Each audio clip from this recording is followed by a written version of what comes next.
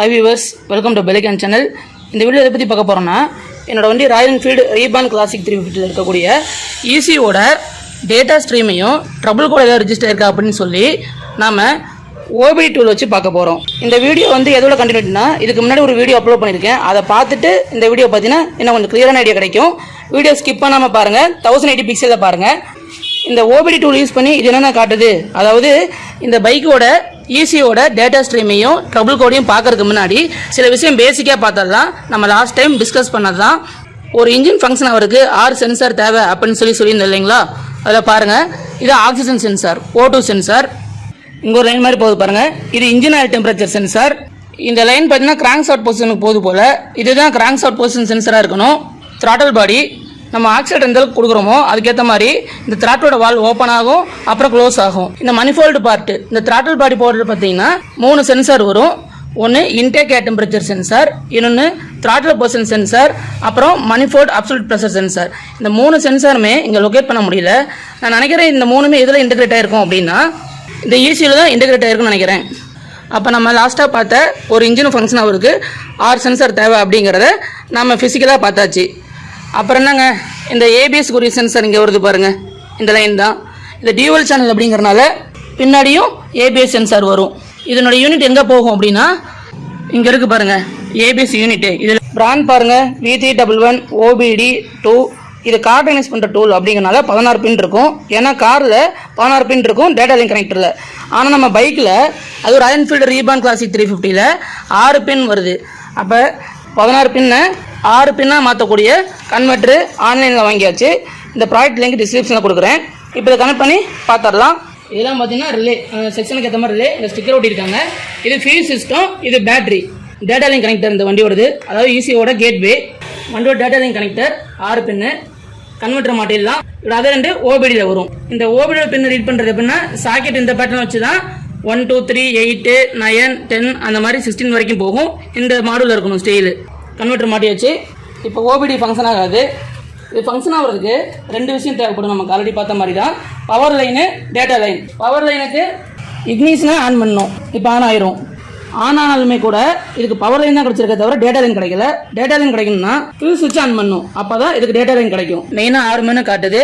OBD diagnosis, டேட்டன், DDC lookup, I/M tool setup help அப்படின்ட்டு button wise பார்க்கும்போது roll button, enter button, exit button. அப்புறம் இந்த மெனுவோட ஷார்ட்கட் பட்டன் பார்த்தீங்கன்னா DDC, I/M. DDCனா டயக்னைஸ் ட்ரபிள் கோட்னு அர்த்தம். I/Mங்கிறது இன்ஸ்பெக்ட் அண்ட் மெயின்டெனன்ஸ் அப்படின்னு அர்த்தம். இப்போ இந்த OBD டயக்னைசிஸ் ஆப்ஷனுக்குள்ள போகலாம். என்டர் தான் உள்ள போகணும். உள்ள போகும்போது பார்த்தீங்க அப்படின்னா ஸ்கேன் பண்ணும். இந்த வண்டியோட ECU என்ன வேணும் ப்ரோட்டோகால் அப்படின்ட்டு ஸ்கேன் பண்ணிருச்சு. இப்போ மானிட்டர் ஸ்டேட்டஸ் பாருங்க என்ன காட்டுது அப்படின்னு. MIL ஸ்டேட்டஸ் ஆஃப்ல இருக்கு. எந்த மால் இண்டிகேட்டர் லாம்ப் எரியல வண்டியில. அப்புறம் DTC இந்த ECU அது 0. அதாவது கம்ப்ளைண்ட் இருக்கா, டயக்னைஸ் பண்ணி ட்ரபிள் கோட் இருக்கா அப்படின்னு அர்த்தம். மீனிங் இரண்டாவது. மூணாவது பார்த்தீங்கன்னா ரெடினஸ் கம்ப்ளீட்டட். 4 வேணா டாஸ்க் இதை பண்றதுக்கு ரெடியா இருக்கு. ரெடினஸ் நாட் கம்ப்ளீட்டட், எந்த டாஸ்காவது செய்யாம இருக்கா அப்படின்னு பார்க்கும்போது 0. சப்போர்ட் பண்ணாம இருக்கிறது 6. டேட்டாபேஸ் சப்போர்ட் பண்றது 30 டேட்டாபேஸ் சப்போர்ட் பண்ணுது. Ignition spark. இந்த ECUவோட protocol type CAN, control area network, monitor status பார்த்தாச்சு. இப்போ மெயின் பேஜ்ல போலாம். என்ட்ரல்த்தி உள்ள போகணும். இதுல பாத்தீங்கன்னா 1 2 3 4 5 6 7 வேணா ஆப்ஷன் காமிக்குது. நான் ரிவர்ஸ்ல வந்து காமிக்கிறேன். வெஹிக்கிள் இன்ஃபர்மேஷன் என்டர் பண்ணி பார்த்தலாம். வெஹிக்கிளை பத்தியான இன்ஃபர்மேஷன் இதுல வருது. இதை ரீட் பண்ணிக்கலாம். இப்போ எக்ஸிட் பண்ணலாம். அடுத்து மேல இருக்க option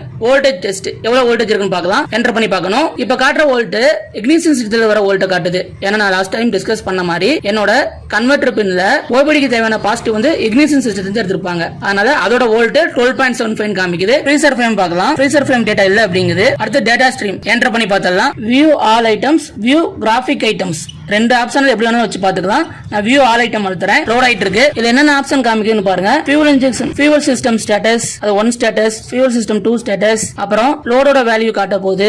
engine coolant temperature, short time fuel trim, 6 page மொத்தம். இப்போ 2வது பேஜ்ல இருக்கும். அப்படியே பாத்துங்க. Long time fuel trim, intake manifold absolute pressure, engine RPM, vehicle speed, ignition timing, advance for cylinder. 3வது பேஜ் பாத்தீங்கன்னா intake air temperature, air flow rate from mass air flow sensor, absolute throttle position, commanded secondary air status, oxygen sensor, output voltage, அந்த மாதிரி option ஒவ்வொன்றா கொடுத்துருக்காங்க. இது just ECU data stream தான். அதனால நான் அப்படியே ஸ்கிப் பண்ணிட்டு போயிடுறேன். இது செல்போன் மாதிரி தான் பார்த்தாவே தெரிஞ்சிடும் நமக்கு. 5வது பேஜ் என்ன ஆப்ஷன் கொடுத்துருக்காங்க ஒரு கிளான்ஸ் பாருங்க. நம்ம பார்த்த பேசிக்கான வோல்டேஜ், நம்ம பார்த்த பேசிக்கான சென்சார் எல்லாம் கவர் பண்ணி இதுல காட்டுது. இதனுடைய டேட்டா ஸ்ட்ரீமோட வேல்யூ எல்லாம் மாறும். எப்படின்னா வண்டியை ஸ்டார்ட் பண்ண அப்படின்னா ரேஞ்ச் மாற ஆரம்பிச்சிடும். இது வந்து கிராஃபிக்கலா பாக்குறது. மேப் போட்டு காமிக்க அவ்வளவுதாங்க.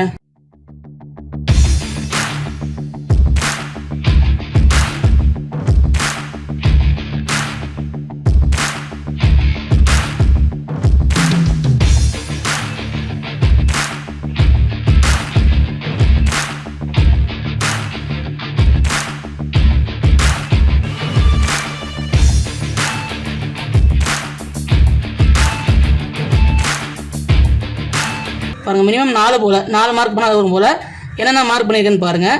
அதான் இப்போ மேப்பாக கட்ட ஆரம்பிக்கும். பாருங்கள் எதை மார்க் பண்ணுமோ அதுக்கேற்ற மாதிரி கலர் கோடிங் வருது. அந்த கலர் கோடிங்கோட தான் கேர்வாக போய் கிராஃபாக நமக்கு காட்டுது.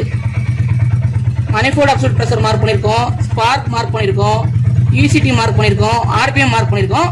அப்போ அந்தந்த கலருக்கு ஏற்ற மாதிரி மேப்போட கேர்வ் வந்து போயிட்டு இருக்கும். ஆக்சல் ரொம்ப மாறும் பாருங்கள் கேர்வு. ஒன்றும் இல்லைங்க, ECUவோட டேட்டா ஸ்ட்ரீமை மேப்பாக பார்க்குறது அவ்வளோதான். மினிமம் 4 செலக்ட் பண்ணால் தான் மேப் கூட என்ட்ரு ஆகும். எக்ஸிட் பண்ணிடலாம்.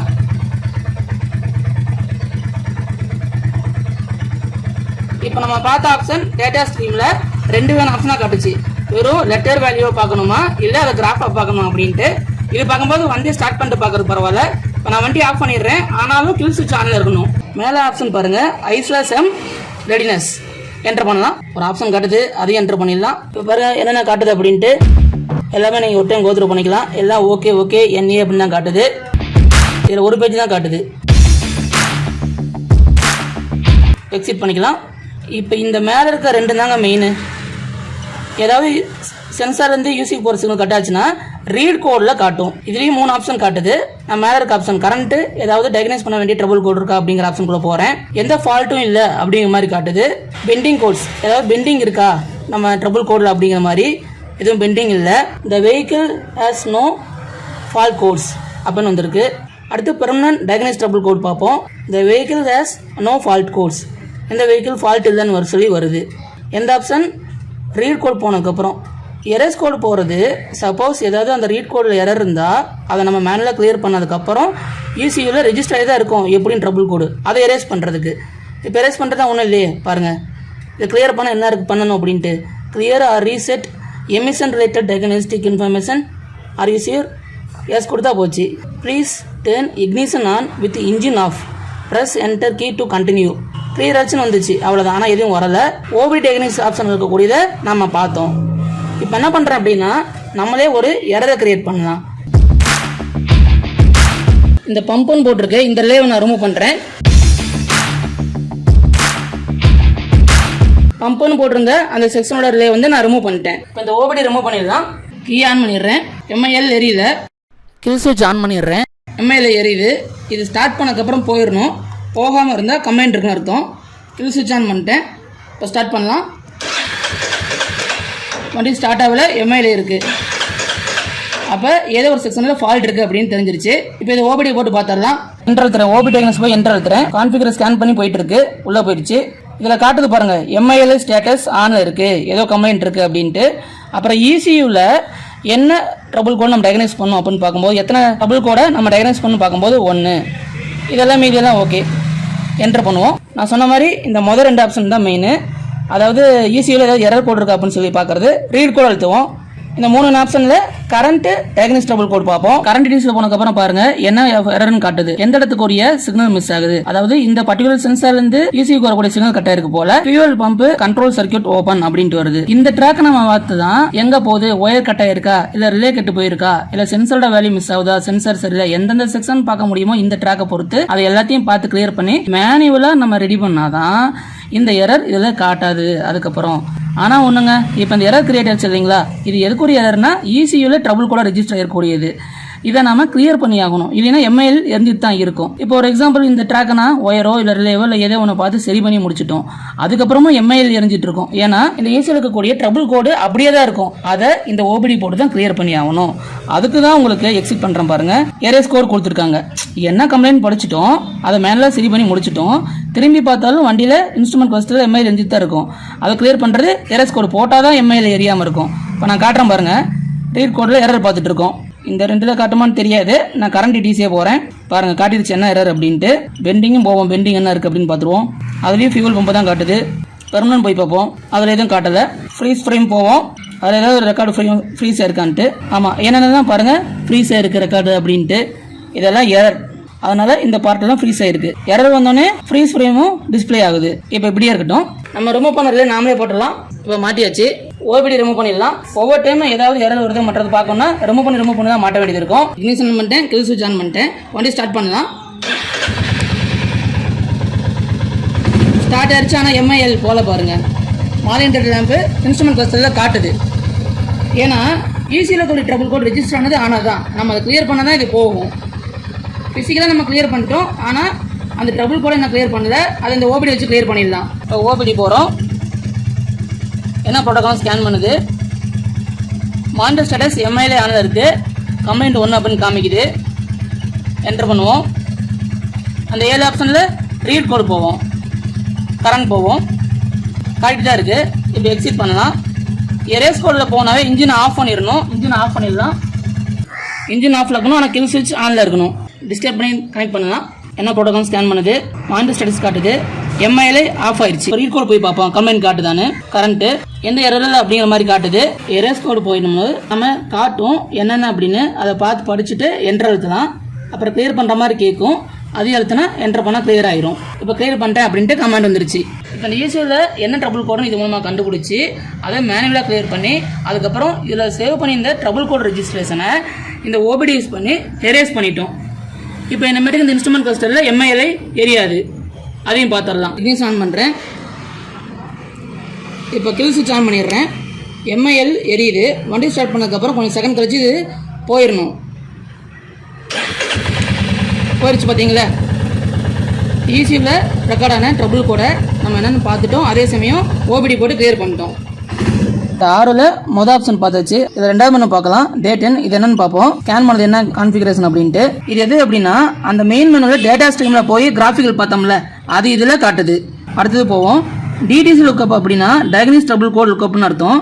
என்ட்ரு பண்ணி இப்போ நம்ம இந்த ஓபிடியில் வந்து ஏதாவது ஒரு எரர் கோட் காட்டுது, அதோட மீனிங் தெரியலன்னா இங்கே போட்டு நம்ம ரெஃபரன்ஸ் பண்ணி பார்த்துக்கலாம். நாளை பாருங்கள் ஐஸ்லாசம் இன்ஸ்பெக்ட் அண்ட் மெயின்டெனன்ஸு அதுக்குரிய சாஃப்ட்வேர் பிளான் இங்கே இருக்குது. இருந்தாலும் இந்த மெனு மூலமாகவே போகிறேன்.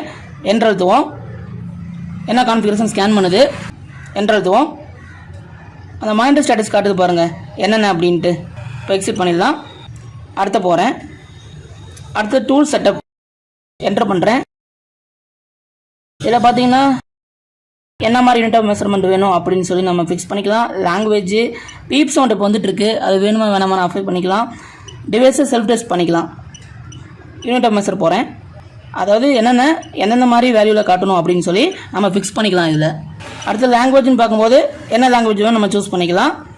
பீப் சவுண்ட் இந்த பீப்னு சவுண்ட் வரும் ஒவ்வொரு இதுலேயுமே. கீபேட் பட்டன் சவுண்டுங்க, அது வேணுமா வேணாமா நம்ம ஆஃப் பண்ணிக்கலாம். அடுத்து டிவைஸ் செட்டப், டிவைஸ் செல்ஃபாக செக்அப் பண்ணிக்கிறது. பாருங்கள் ஸ்க்ரீன் டெஸ்ட் பண்ணுறது, அது ஒன்றுமே கலர் மாறி வருங்க. நம்ம அழுத்த அப்படி ஸ்க்ரீன் டெஸ்ட் பண்ணிக்கலாம். இப்போ கீ டெஸ்ட்டு நான் என்ன கீ ப்ரெஸ் பண்ணுறோம் அது இங்கே என்ட்ரு ஆகிட்டு இருக்கும். இப்போ எக்ஸிட் அழுத்துறேன் பாருங்கள். எக்ஸிட்டு, அது எஸ்கேப்பு, ஸ்க்ரோல் பட்டனு அப்பு, ஸ்க்ரோல் பட்டன் டவுன், அப்புறம் என்ட்ரு அழுத்துறேன். என்ட்ரு ஆகுது பாருங்கள். ஐஸ்லாசம் டிடிசி எக்ஸிட் பண்ணிக்கலாம். இப்போ மெயின் பேஜுக்கு வந்தாச்சு. ஆறாவது மெனு பார்த்தீங்கன்னா ஹெல்ப்பு. இதில் வந்து சாஃப்ட்வேர் ஹார்ட்வேர் வெர்ஷன் காட்டுதுங்க. இந்த ஷார்ட்கட் பட்டன் அழுத்துறேன் பாருங்கள். டயக்னிஸ் ட்ரபிள் கோட் ECU என்ன கான்ஃபிகரேஷன் ஸ்கேன் பண்ணுது நேராக அங்கே போயிடுது பாருங்கள். அந்த ட்ரபிள் கோடை ரீட் பண்ணுறதுக்கு அந்த கரண்ட்டு பெண்டிங்கு அந்த மாதிரி போயிடுது. எக்ஸிட் பண்ணிடலாம். அதே மாதிரி இந்த ஐஸ்லாசம் அழுத்துறேன் பாருங்கள். இந்த மெனு குறிதாங்க பாருங்கள். அந்த சில பேசிக்கான விஷயம் காமிச்சிருந்தீங்களா, அது டேரெக்டாகவே இந்த ஷார்ட் பட்டன் வச்சு யூஸ் பண்ணிக்கிறோம். இந்த ஓபிடி டூல் பார்த்தீங்கன்னா பெஸ்ட்டுங்க. இந்த ஓபிடி டூல் ஒர்க் ஆகக்கூடிய வோல்ட்டு 8 வோல்ட்லேருந்து 36 வோல்ட் வரைக்கும் ஃபங்க்ஷன் ஆகும். இங்கே பாருங்கள் டைப் சி பின் கொடுத்துருக்காங்க.